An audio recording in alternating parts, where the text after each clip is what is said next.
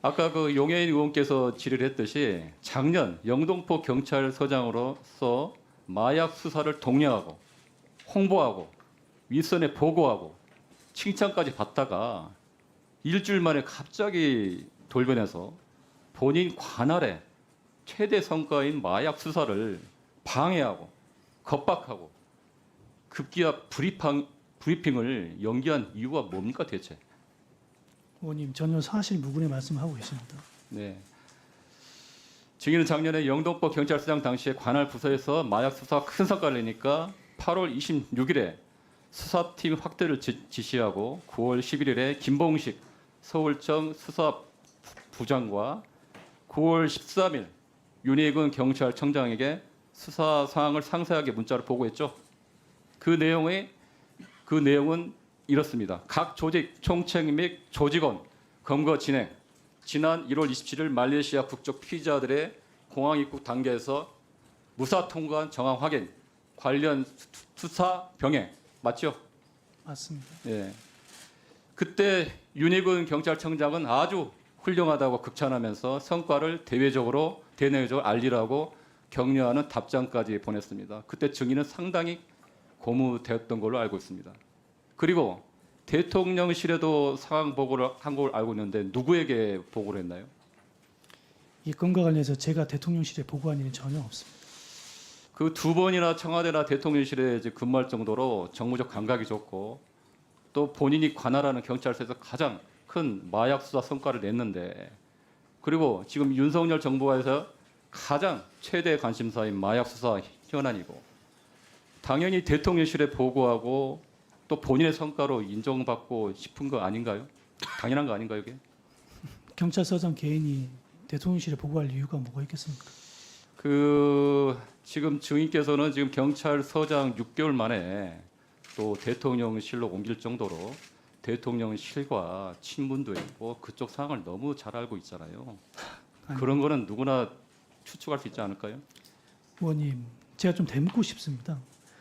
제가 만약에 진짜 용산이랄지 대통령실에 외압이랄지 부탁을 받았다면 소위 말해서 저 브리핑 연기 지시뿐만 아니라 모든 걸 깔끔하게 처리해야 되지 않을까요?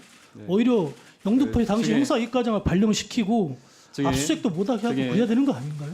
그 수사를 독려하고 홍보하고 수사의 치적을 본인이 스스로 내세우다가 9월 20일 날 일정이 갑자기 입장이 바뀝니다. 그날 9월 20일 날 어떤 일이 있었습니까? 그날 국회 앞에서 큰 집회가 있었죠. 맞습니다. 네, 그때 노란 봉투법 관련 금속 노조 집회. 수천 명의 인원이 국회 앞에서 1박 2일로 노숙 집회가 있었죠. 맞습니다. 그리고 오전 11시에 국회 경비대에서 현장 대책회의를 했습니다. 그렇죠? 맞습니다. 그런데 그날 8시 45분에 7시 33분에 보도자료를 보내라. 백현웅 경장에게. 그리고 45분에 브리핑 취소할 수 없냐. 그리고 9시 3분에 용산에서 사건 내용을 알고 있다. 심각하게 보고 있다고 브리핑 연기하라고 지시합니다. 그리고 브리핑은 22일에서 10월 초로 연기됩니다. 그 이유가 뭡니까? 다시금 말씀드리면 네. 대통령실과 전혀 무관한 얘기고요. 제가 판단하건대 당시 백혜룡 과장의 결정은 수사 상식에도 부합하지 않았고 본청에도 보고되지 않은 단계였습니다. 저 증인 백효룡 경정님 잠깐 나와주세요.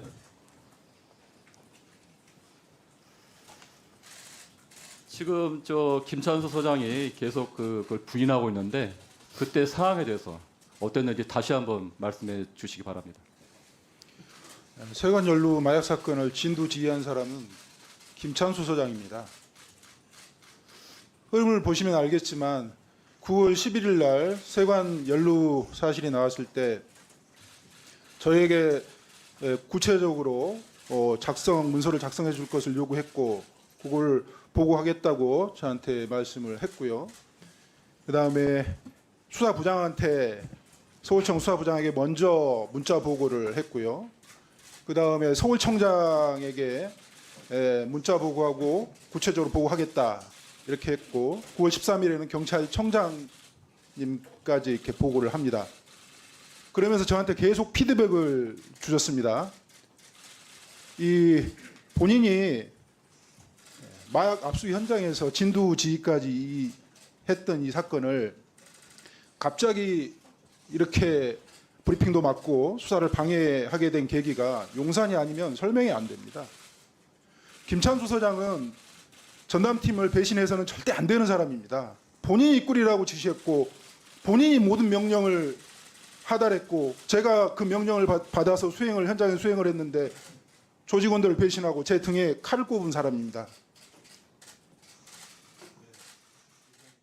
그래서 오늘 저 또 백혜령 증인께도 좀 한번 정확히 다시 한번 말씀을 해주셔서 여러 이야기를 하셨는데 좀 확인을 하도록 하겠습니다.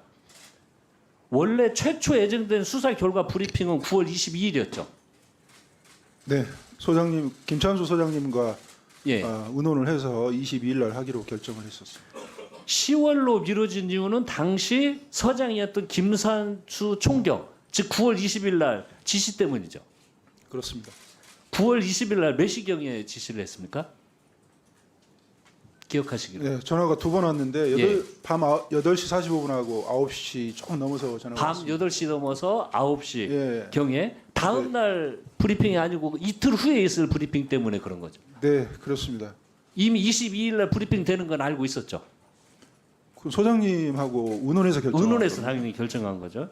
그때 브리핑을 미루자고 지금 김산수 승인도 브리핑을 미루라고는 했다고 합니다. 그렇지 않습니다. 그리고 용산을 언급하지 않았냐고 하니까 지금 일관되게 용산을 언급한 적이 없다. 지금 뭐 이상한 소리 하고 있다. 뭐 처벌해야 된다. 이런 이야기까지 나오는데 정확히 통화한 내용을 말씀해 주십시오. 그 서울청장께서 9월 18일 날 찾아오시고 나서 그때도 국회 쪽에 집회 시위가 많아서 한참 바빴고요. 예, 20일 날 그게 어떤 네, 통화 9월 내용만. 19일 날도 국회에 나가 계셨고 소장님이 예. 9월 20일도 국회에 나가 계셔서 제가 뵐 수가 없는데 그 이전에 소장님하고는 이 브리핑을 하기로 약속을 했고 의논을 했고 브리핑이 끝나고 나서 인천공항에 조용히 가가지고 현장을 한번 검증 한번 해보겠다. 그 부분까지 약속이 됐던 터였어요. 근데 20일 날 8시 45분에 전화 와서 브리핑 할 거냐고 갑자기 물어서 제가 깜짝 놀랐어요. 그래서 아니 기자들하고 약속했는데 당연히 해야 되는 거 아니냐. 그리고 나서 이제 그 9시 조금 넘어서 전화가 오셨고 제가 그 브리핑을 진행할 수밖에 없는 사정을 설명을 하니까 용산에서 알고 있어서 심각하게 보고 있다. 그때는 김찬수 소장님이 저를 애틋하게 생각해서 충고하는 말이었어요. 저하고 같이 그 마약 사건을 진행해 왔고 백혜룡 과장의 공이 아니고요. 수사팀의 공입니다. 그 수사팀을 누가 꾸렸습니까? 김찬수 소장이 꾸렸습니다. 저는 그 김찬수 소장의 명을 받고 그 명령을 수행한 사람이고요. 김찬수 소장과 저와 수사팀의 공이지 저의 공이 아닙니다. 그 공을 배신하려면 어떤 의도가 있어야 될 거 아닙니까? 그게 바로 용산이라는 겁니다. 그러니까 증인의 말씀을 들어보면 당일날 두 차례 전화 8시 45분경 9시 넘어서 전화가 왔는데 45분경이 아니고 9시 경 통화에서는 이 용산에서 이 사건을 알고 있다, 심각하게 보고 있다라는 이야기를 분명히 했다는 거죠. 그렇습니다. 9시경 통화에서요. 두 번을 통화를 했는데 9시경 통화에서 김찬수 승인 9월 20일 밤 백혜령 경정에 용산 언급했습니까? 안 했습니까? 안 했습니다. 3번 통화했습니다. 제가 확인한 바로는 19시 33분 카톡 보고 받고 38분에 문자 보고를 받고 39분에 제가 검토 후에 피드백 하겠다는 전화를 했던 것 같고요. 20시 45분에 두 번째 통화를 하고 한 40여 초 21시 3분에 예, 20시 30분에 용산 언급 안 했다. 전혀 안 했습니다. 방금 김산수 승인은 언급을 안 했다고 합니다. 백혜령 증인 이 김산수 승인의 발언에 대해서 어떻게 생각합니까? 뜬금없이 이 사건 수사하다가 용산 얘기를 들었는데 예. 그게 일반적인 얘기입니까? 그러니까 이게 통상 그것도 밤중에 전화해서요? 그렇죠. 다른 이야기를 일반적인 이야기를 하면은 특히 상관 이야기하면 기억하기가 쉽지 않습니다. 근데 용산이나 대통령실이나 아주 특이한 사항들에 대해서 이야기를 하면 기억을 못할 수가 없는 거죠. 그런 특이한 상황에 대해서는. 그래서 지금 그리고 저는 믿음이 가는 게 진술이 초기부터 지금까지 계속 일관됩니다. 일관되게 진술을 하고 있고 저는 그래서 신뢰가 가는 이야기라고 생각이 들고요. 그러면 지금 안 했다, 닫았다, 용산 이야기를 했다. 두 분의 의견이 갈라집니다. 둘 중에 한 분은 위증을 하고 있는 거네요. 그죠? 그렇습니다. 그 위증에 대해서는 반드시 그 밝혀질 것이고 혹독한 대가를 분명히 치러야 될 거라고 저는 생각을 합니다. 그리고 방금 말씀하시면서 그 22일 날 브리핑을 할 것을 이미 다 예상하고 계획하고 보고를 했다고 그랬죠. 소장님하고 하나하나 다 의논하고 결정을 했습니다. 그때는 김찬수 소장님이 네. 현장에 나와서 수사 지휘를 하던 때입니다. 예. 제가 명동에 나가가지고 현장 검증할 때도 소장님한테 보고 드리고 설명 드리고 그리고 브리핑 끝나고 영장 집행하러 가는 게 아니고 인천공항에 가서 우리가 사정을 모르니까 가서 네. 확인해 보겠다. 조용히 그러니까. 조용히 갔다 오겠다. 네. 그것까지 다 소장님과 의논이 된 겁니다. 22일 날 연기를 하라고 그러는 것은 굉장히 의외의 일인데. 발을 빼는 거죠 그 당시에는.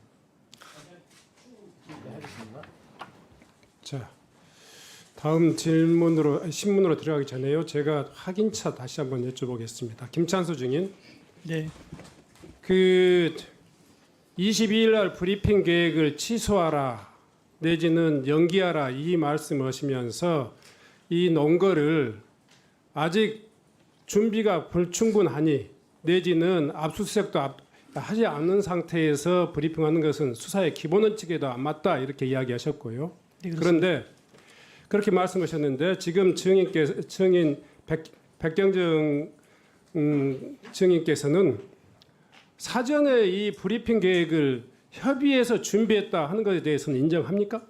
아마 이야기를 오고 갔을 것 같습니다. 근데 저는 계속 고심했었고요.